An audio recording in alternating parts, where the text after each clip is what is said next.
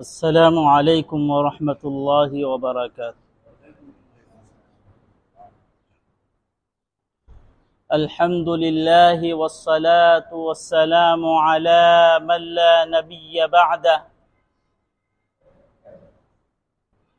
وقال اللہ تبارک وتعالی ولا تقولوا لمن يقتل في سبيل الله اموات بل احیاء ولكن لا تشعرون۔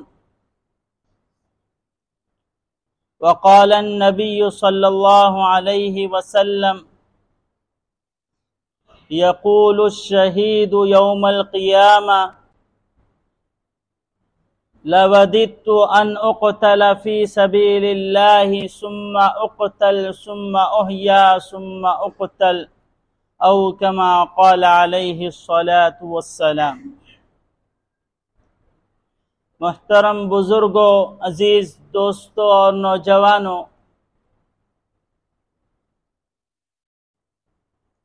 10 محرم الحرام کو دنیا کا وہ عظیم اور وہ بڑا واقعہ پیش آیا ہے جو بڑا دردناک، بڑا المناک، بڑا افسوس اور غمناک واقعہ ہے۔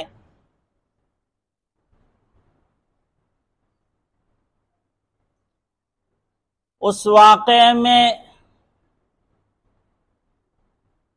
نبی پاک صلی اللہ علیہ وسلم کے خاندان کے، اہل بیت کے تقریباً 17 یا 22 افراد ایک وقت انہوں نے شہادت کا جام نوش فرمایا ہے۔ اس وجہ سے بھی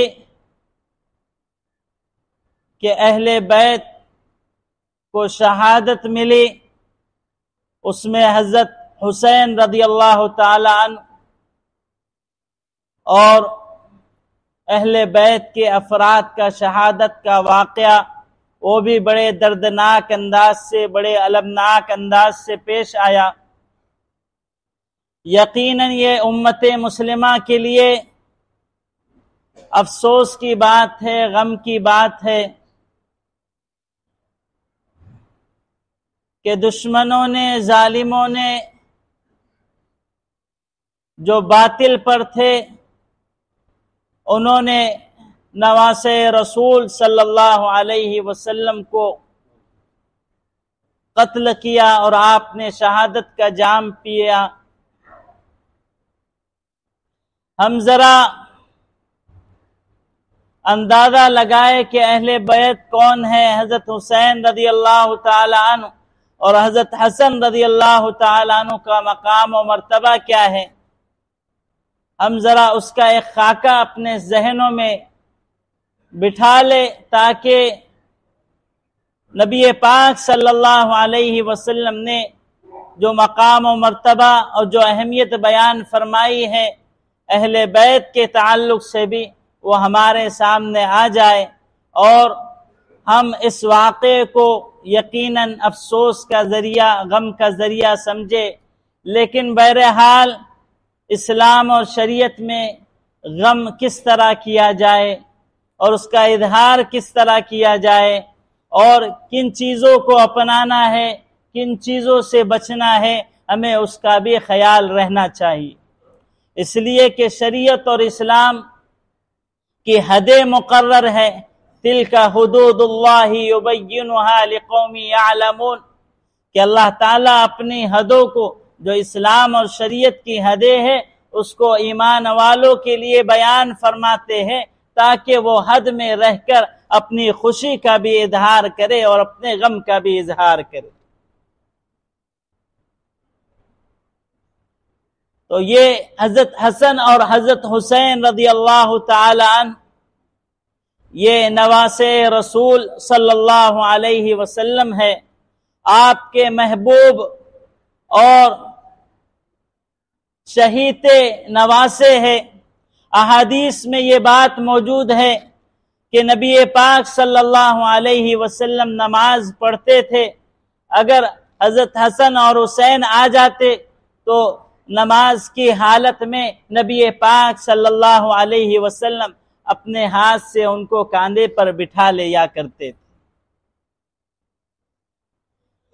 بعض مرتبہ ایسا بھی ہوتا کہ نبی پاک صلی اللہ علیہ وسلم سجدے میں جاتے اور حضرت حسن حسین آپ کے پیٹھ پر سوار ہو جایا کرتے تھے۔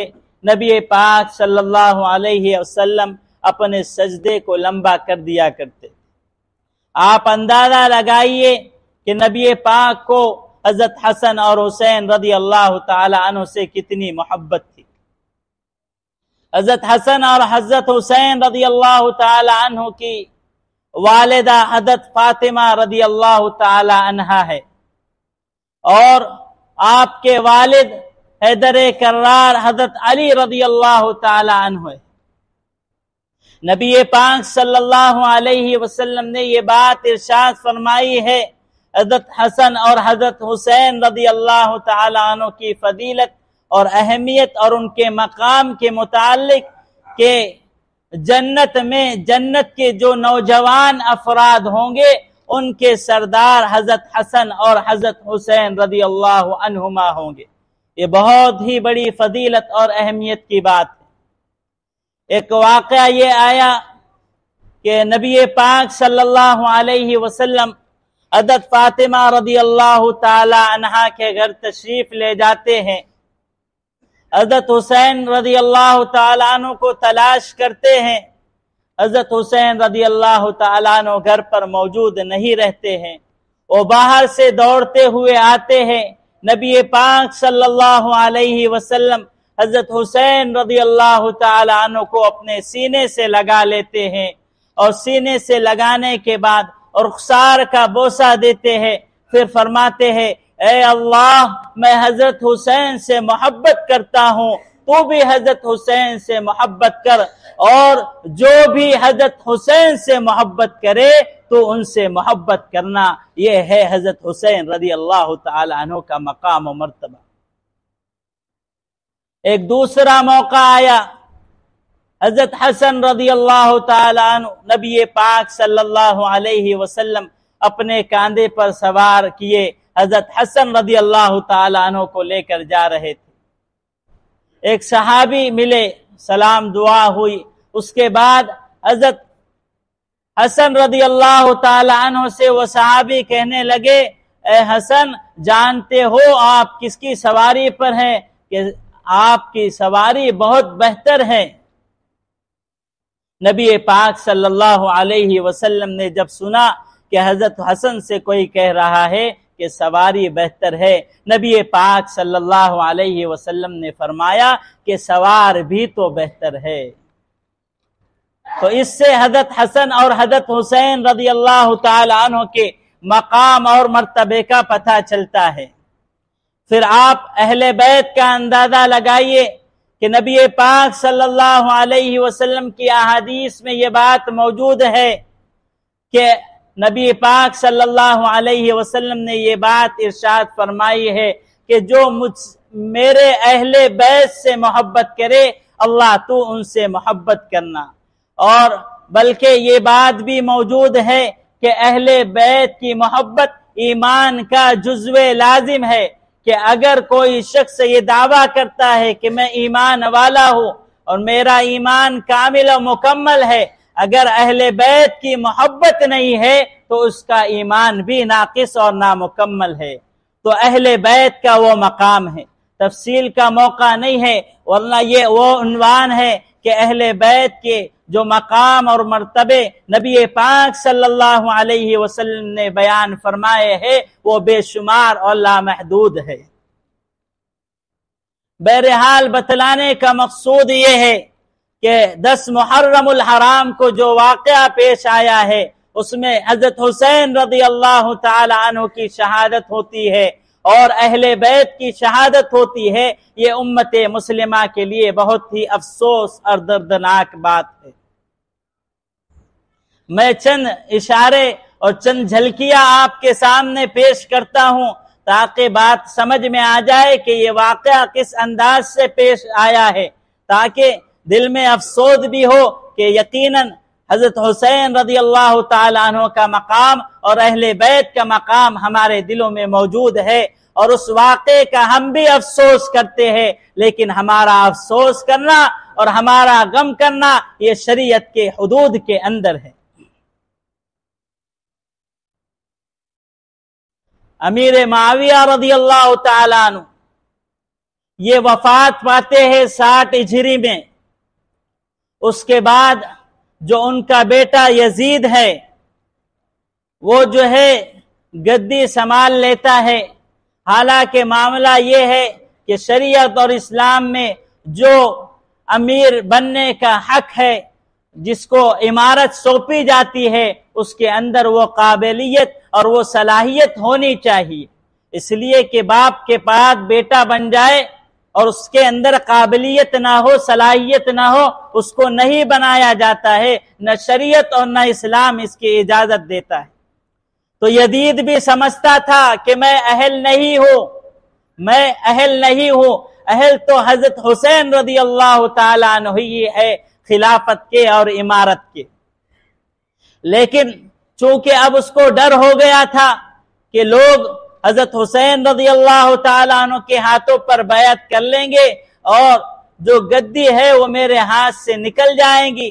حضرت حسین رضی اللہ تعالیٰ عنہ نے نہ کبھی اس بات کا دعویٰ کیا ہے کہ مجھے خلافت دی جائے، مجھے امارت سونپی جائے، بلکہ صرف حضرت حسین رضی اللہ تعالیٰ عنہ یہ چاہتے تھے، ان کا یہ موقف تھا کہ کوئی قابل اور صلاحیت والا آدمی اس خلافت کا حقدار ہے، اسے بنانا چاہیے۔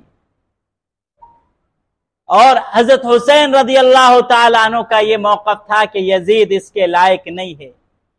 تو یزید یہ سمجھ گیا کہ اب معاملہ الٹا ہو جائے گا اور گدی میرے ہاتھ سے چھن جائیں گی، تو اس نے یہ کوشش کی کہ کسی طریقے سے حضرت حسین رضی اللہ تعالیٰ عنہ کو اپنا قائل بنا لے اور ان کی بیعت لے لے۔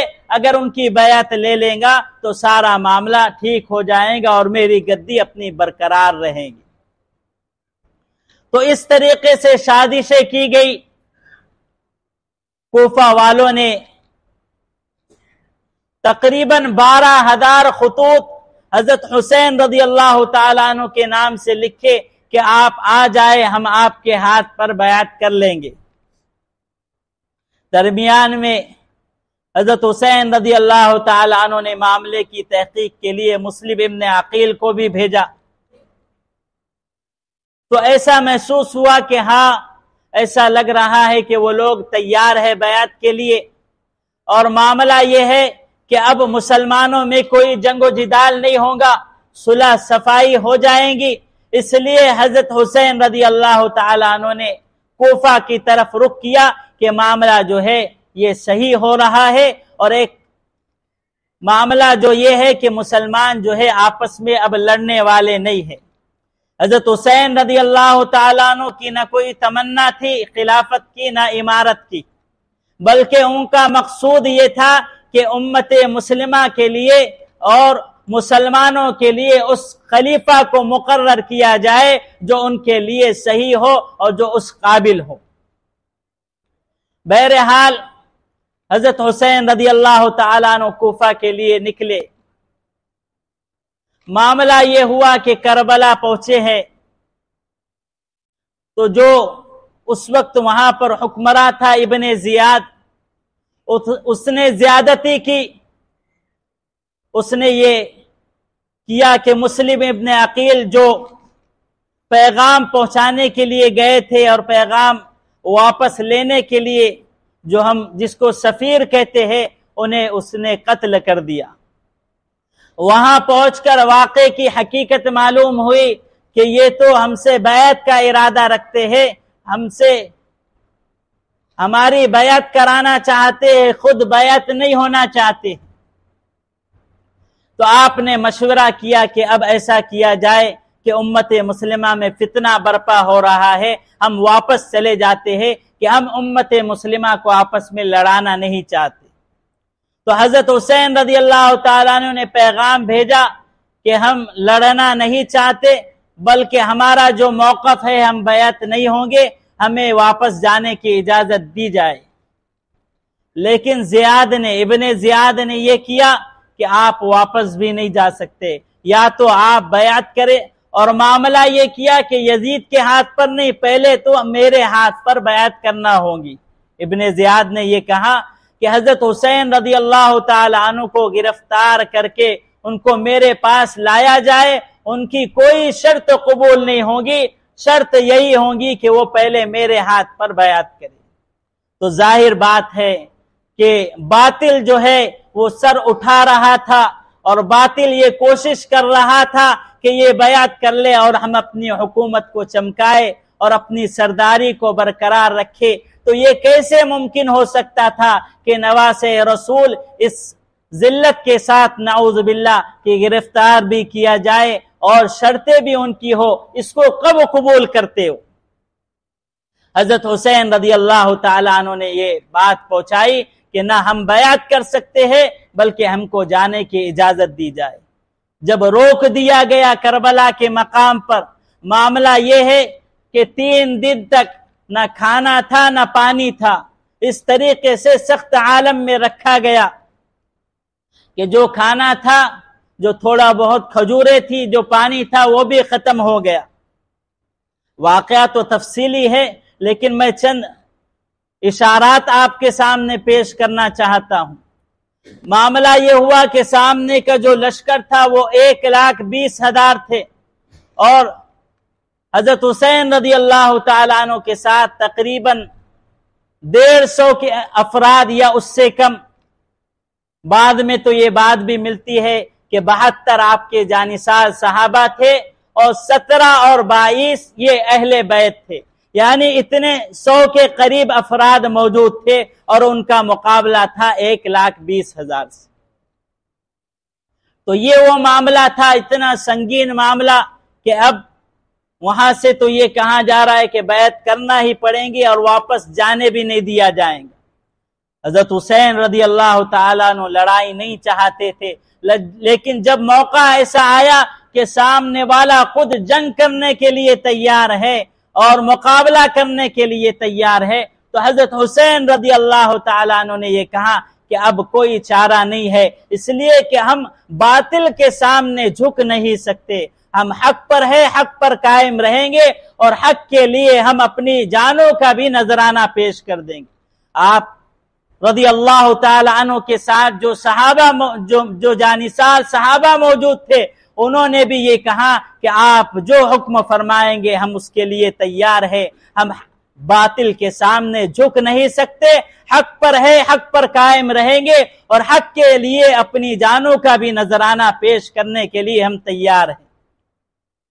چنانچہ واقعہ یہ ہوا کہ لشکر تو بہت بڑا تھا، لیکن جانثار صحابہ جو 72 تھے انہوں نے جنگ شروع کی، اور معاملہ یہ تھا کہ شروع میں جو ہے انفرادی طور پر مقابلہ ہوتا تھا، لیکن یہ جانثار صحابہ نے چونکہ اپنی جان ہتھیلی پر لے کر حق کے لیے کھڑے ہوئے تھے اور حق کے کلمے کو بلند کرنے کے لیے کھڑے ہوئے تھے کہ جان جائیں گی تو اللہ کے لیے ہم اپنی جانوں کا بھی نذرانہ پیش کر سکتے ہیں۔ جو مقابلہ کیا ہے اعلاء کلمت اللہ کے لیے، تو کافر ڈھیر ہوتے جا رہے تھے۔ اب کافر یہ سمجھے کہ اگر اکیلے مقابلہ کیا جائے تو یہ تو ہم سے جیت جائیں گے، ہم 1,20,000 ہے لیکن وہ بھی ہم ختم ہو جائیں گے اگر اس طریقے سے انفرادی جنگ لڑی جائے۔ تو انہوں نے سوچا کہ اب ڈائریکٹ حملہ کیا جائے، ایسے معاملہ قابو میں نہیں آئے گا۔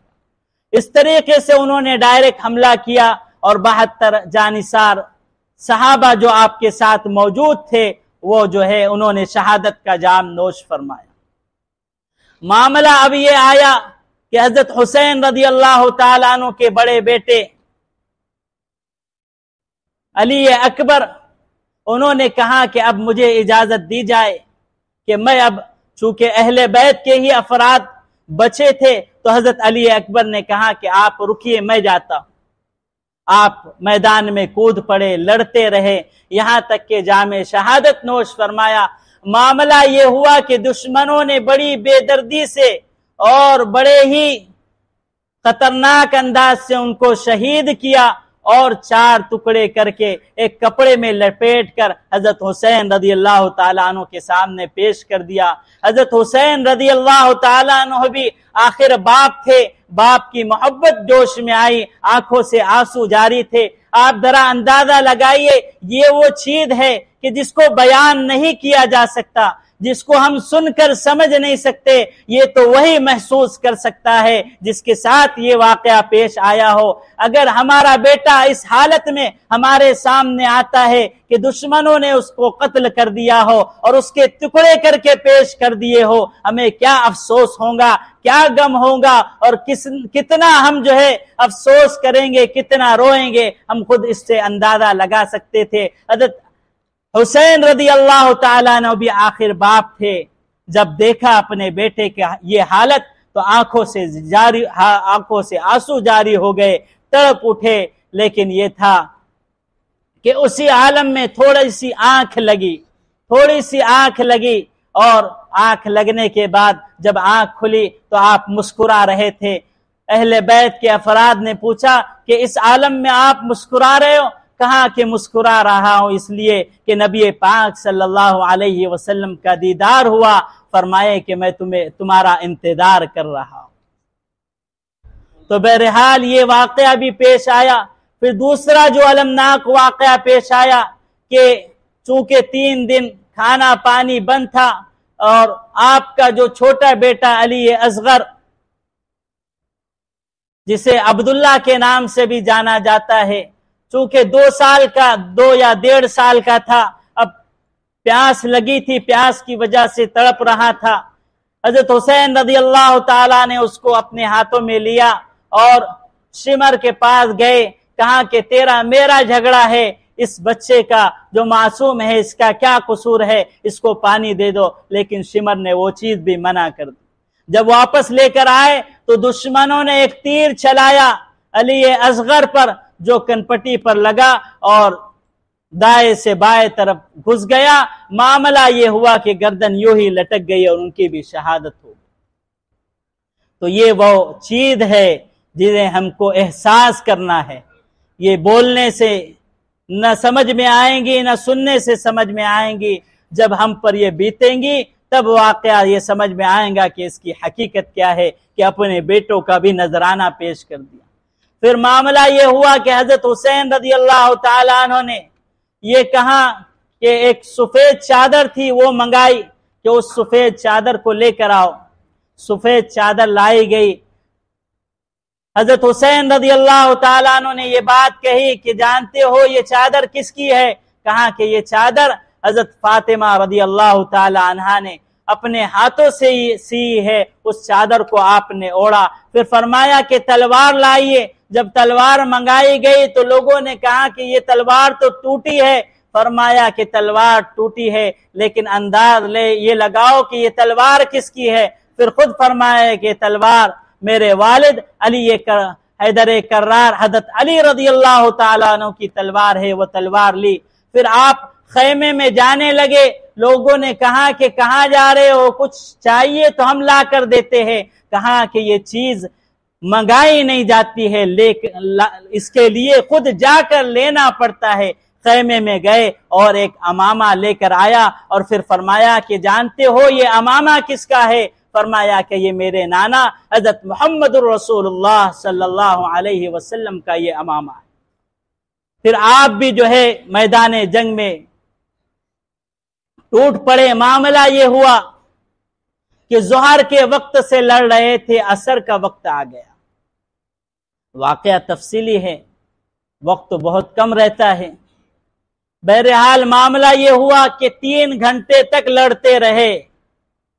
ظاہر بات ہے جو باطل پر ہوگا اور جس کا ارادہ غلط ہوگا اس میں کیسے دم ہوگا کہ نواز رسول سے مقابلہ کر سکے اور حق کے سامنے ٹک سکے۔ بہرحال 3 گھنٹے تک مستقل جنگ لڑتے رہے۔